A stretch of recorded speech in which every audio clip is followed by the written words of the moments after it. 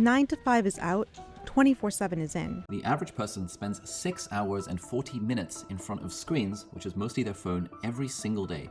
People start pursuing peaks in dopamine that can come very fast without much effort. Our brains have not evolved to deal with these devices. The science behind why we are all so compulsively addicted to our phones is frickin' scary. I was overwhelmed by all the information about addiction and excessive phone use. I was drowning in advice and tips.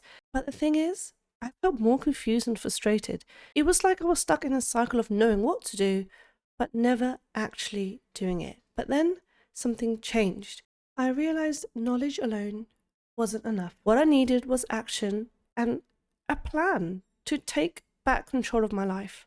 So in this video, I'm going to talk about my journey on how I will finally break free from my phone addiction. And let's do this together. I've always thought of myself as someone really into productivity, trying to be as efficient as possible. It turns out I'm addicted to my phone. And maybe you're watching this video because you think you are too. I just want to share a couple of things that I've been doing recently to help with this. Last year I was diagnosed with ADHD. I've been on a journey to figure out a couple of ways to manage the symptoms. I feel like I can focus on certain things, especially if I'm really interested in that topic. And often I lose track of time, and then before you know it, I haven't really eaten or drank any water. And I've found different ways to manage my time. For example, with this. This is from Amazon, by the way. And this, you turn it a bit like an egg timer, but when the segment of time is done, it has an alarm sound, or you can turn it off and just have it as a flashing light. So this is something that I found really helpful. So going back to the phone, the reason why I feel like I'm addicted to my phone is that I was spending a lot of my free time scrolling. And maybe some of you can relate to this, but for me, I felt that there was this urge to continually scroll. And the thing with phones and apps and scrolling is that there is endless amounts of information that you can find. The information you get is unlimited. You could scroll forever. And I just found myself on the toilet scrolling, even having a shower. I would be putting my Instagram up, propping it up, and making sure that I'm just consuming people's stories and whatnot. I would have rather use that time to do something else. And as part of my job, I'm always talking about mindfulness. I'm always talking about, really living in a moment, taking a break from things that really don't serve you. I just feel that I wasn't really living to that in my day-to-day life. In my impulsive nature, I just deactivated Instagram. Yes, I could have just deleted the app off my phone. Yes, I could have installed apps like Opal, apps like OneSec to try and manage. But I just felt like I just wanted to get rid of it. I just I'm done. It's been about 2 weeks with no Instagram. I don't know for certain if I feel any different right now. I do find myself still clicking on random apps. Like, for example, now that I don't have Instagram, I'm using Vinted a lot more. Vinted is a platform where you can sell or buy items that are sometimes used. And I've been clicking on that, and I've been scrolling, and I've actually purchased a few items on Vinted, like leggings and stuff. Or I'll just check my email and recheck my email. Like, I've literally already checked my email, but I'm still clicking on the flipping Gmail icon and my Yahoo, and I know I still use Yahoo. Like, in my head, I'm like, oh, come on. Like, I'm still, my thumb still wants to, find the Instagram app. My thumb still wants to click on things. So what I want to do now is just to create a bit more friction with these apps. I've turned most of my notifications off now, so I don't get that notification fatigue. That has really helped. So I only turn notifications on for things like missed calls or certain apps, like I'm using Thrive, and I need notifications on for that, just so that I remember their delivery. I realised that these apps that we use are designed to keep our attention. You are up against a team of engineers who spend their career making sure that we stay on these apps. And our attention is the most precious thing on earth. And if they can keep that attention, it's great for them. These apps are designed to trigger these dopamine spikes. And as someone with ADHD, my level of dopamine is already quite low in comparison to neurotypicals. So another thing I was reading about to help with this is the power of boredom. I don't like being bored. I like constant stimulus. I think too much stimulus is overwhelming. That's why I have my loops if I need them.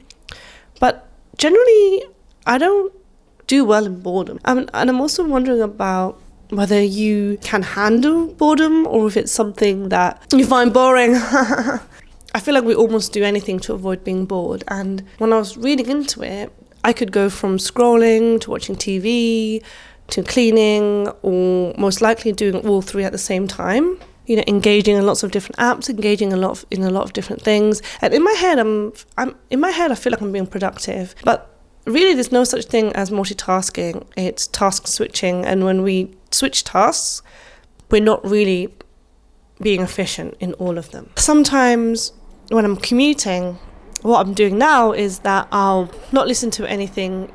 You know, I won't listen to any podcast, I won't listen to any music, and I'll just sit. And I'll tell myself, I'm meant to be bored. It's good to be bored.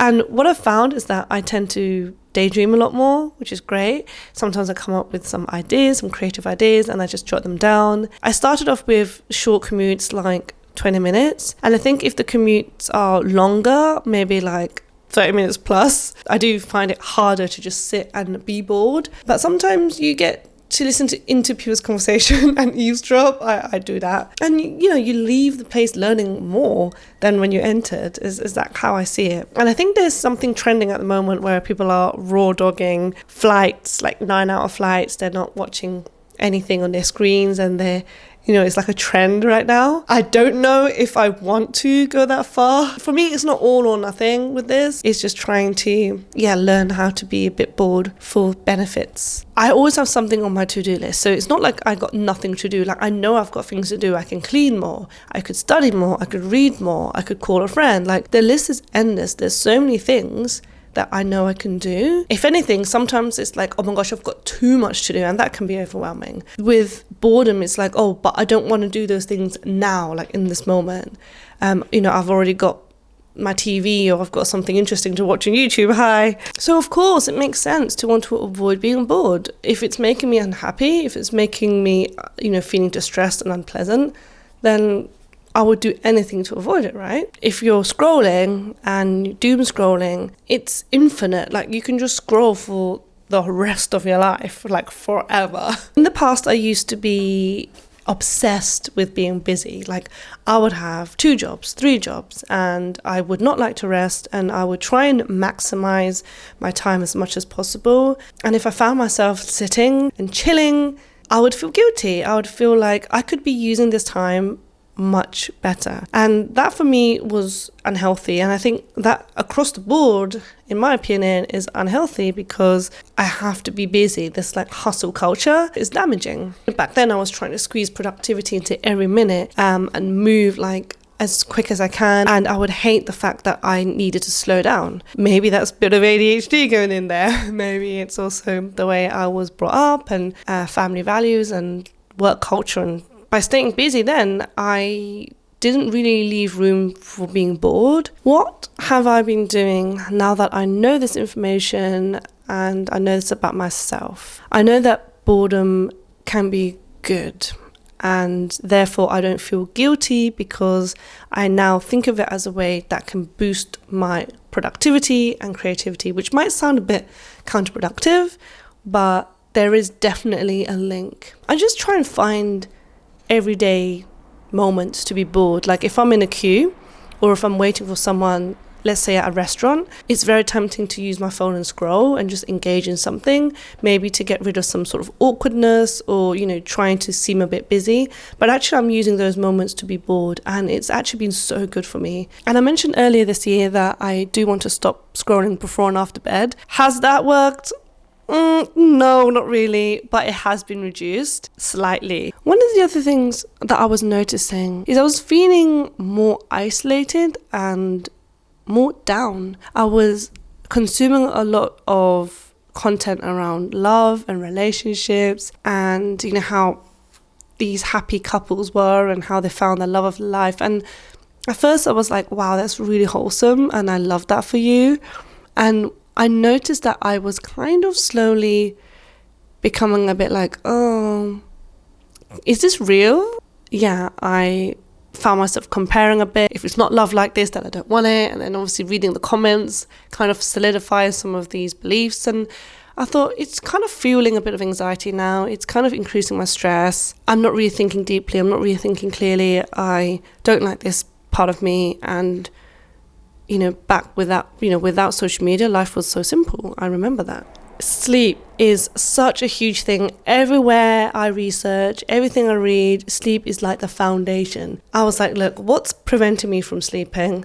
My phone use, my excessive scrolling before sleep, and the first thing in the morning. It doesn't really start my day well. Please let me know in the comments below if you also struggle with phone usage. And if not, tell me your secrets. And if you are, join me on this journey because I'm going to be giving you a lot more updates. Take care and see you in the next video.